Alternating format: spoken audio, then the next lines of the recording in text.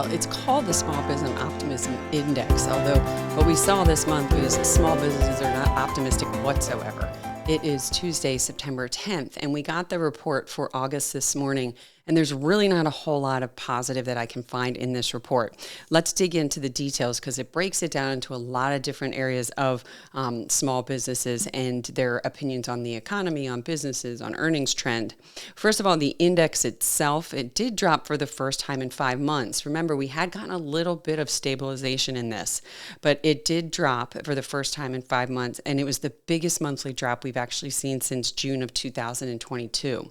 One of the other components in this report is the uncertainty index. So how uncertain are businesses about the future? And that actually reached the highest level that we've seen since 2020. So again, businesses are very concerned about what's going on from an economic standpoint. And some of this report may be election jitters. Let's just keep that in mind. We are getting close to the election. We're starting to get some of the policies from both parties. There may be some concerns. And when we see this, we do tend to see small businesses pull back on not only hiring, but also spending. And we saw that. We saw of the areas that declined, those planning to increase inventory, those expecting a better economy, those expecting higher sales, the ease of credit conditions, that still is weak. And then those expecting a positive earnings trend. So remember, earnings have been relatively good this year, and it's been supporting the equity markets.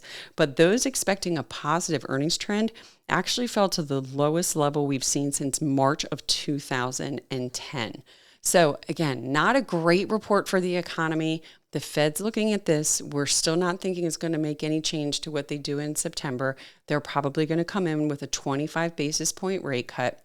Tomorrow, we will get the CPI report, and this will be important because if there's any big miss either way, this can either confuse market participants or it can solidify maybe the 25 or the 50 basis points at the upcoming meeting. That's all that we have today. If you like this podcast, please feel free to hit the subscribe button, hit that alarm bell. And if you'd like to see more podcasts, the history of our podcasts, please feel free to go to marketswithmegan.fm. Thank you.